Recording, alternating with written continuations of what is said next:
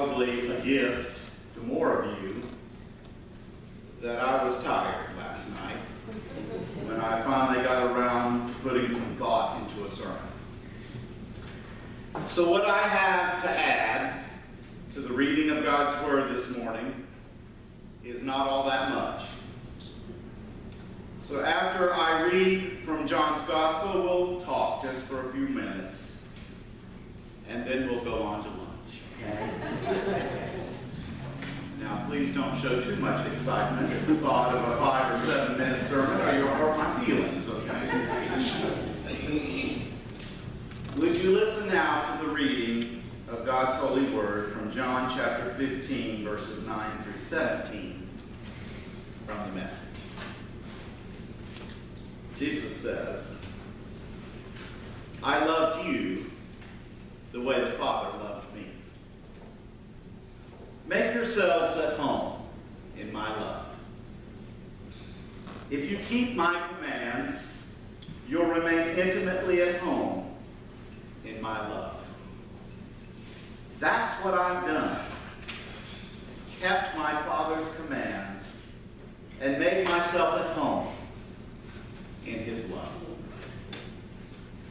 I've told you these things for a purpose, that my joy might be your joy, and your joy wholly mature. This is my command. Love one another the way I loved you. This is the very best way to love. Put your life on the line for your friends. You are my friends when you do the things I command you. I'm no longer calling you servants because servants don't understand what their master is thinking and planning. No, I've named you friends because I've let you in on everything I've heard from the Father. You didn't choose me. I chose you and put you in the world to bear fruit, fruit that won't spoil. As fruit bearers, whatever you ask the Father in relation to me, he gives to you. But remember the root command. What is it? Love one another. The Word of God for the people. You know, the Bible gives us 4 different renditions or 4 different tellings of the story of Jesus' life and his ministry and his death and resurrection. Mark's gospel is thought to have been the first gospel compiled somewhere around the year 66 AD. But the gospel that we go to today, John's gospel, is much later in composition. Some scholars date the writing of the Gospel of John as late as the year 110 AD, some 50 years after Mark wrote his gospel. Why do I bring that up? We get the idea throughout the Gospel of John that the writer is striving to get folks back to what is important. Sometimes, as time passes, and as life happens, as we say, we get sidetracked, don't we? And we lose sight of what truly matters. Sometimes we forget, why is it we started to do that thing so many years ago? Or we forget, why is it we first got together in the first place? What was it that we saw in each other 40 or 50 or 60 years ago? We get sidetracked by issues or arguments or debates that take us away from our core purpose, and we lose sight of why we're even together anymore. I have a friend whose church has recently been going through some dissension and conflict.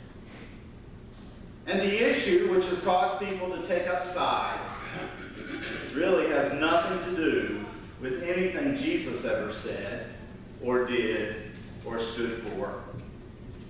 My friend has been discouraged as she watches people she cares about attack each other and destroy the unity of spirit in the church, all over something which is totally unrelated to the gospel. They have gotten sidetracked. By the time John's gospel is composed, the followers of Jesus have gotten themselves more organized, but with that organization has come contention about process and procedure, how we do things around here. The church, by the time John writes, is dealing with issues around their connection to the Jewish faith and structure. And one gets the idea that in those debates that they were having, the teachings of Jesus started to get lost. So the writer tries his very best to pull his audience back to what's important by reminding his readers this is what Jesus says is most important.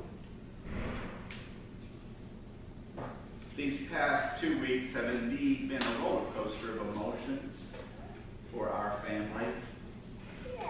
You know, most of the time, life-changing events don't happen so closely together. They're usually spread out a little more. But in our case, we had a wedding and a funeral. While weddings and funerals are at the opposite ends of the emotional spectrum, they also have some things in common. Now, some of you who are married or have been married say they sure do have some things in common. That's not what I'm talking about. They are both events that call us back to think about what's really important in life. Both events shake us out of our complacency, and they pull us away from the things which sidetrack us in the peripheral, and they make us come face to face with the truth that time in this world is short, and it should not be wasted on stuff which in the end doesn't amount to what we say, a hill of beans. So, as exhausted as I am over the events of the past 2 weeks, my heart is so full. Full from having the opportunity to pronounce words that launched our son David and his wife Jennifer in their life together as a couple. And then just 5 days later, to stand before a gathering at the Stratton Carstetter Funeral Home in Versailles, Indiana, and paint a picture in words of my dad and what he meant to me and to our family and to the world around him. I would not take anything for that moment a week ago Thursday when I kissed my dad on his bald head before I left Indiana for our son's wedding in North Carolina. Not knowing it would be my last moment with my dad. Take that. Think about that in relation to the important people in your life. And I would not take anything for that moment a week ago Saturday when, as the door in the wedding venue opened and the wedding music was playing, and that door opened, and I watched my son David melt into tears as he caught sight of his bride. Those are the kind of cherished moments we carry into eternity. Both moments reminded me how essential it is that we ever keep the main thing in life. I hope we will always keep the main thing here at South Main. We got that word in that word in our very name. What is that main thing? What's that main thing? What's this all about? Why do we even gather here on Sunday mornings and at other times during the week? What's the main thing? Well, let's go back to John, who reminded us through the words of Jesus about the main thing. He says, remember the root command. What is it? Love one another. I am so grateful to be in this family.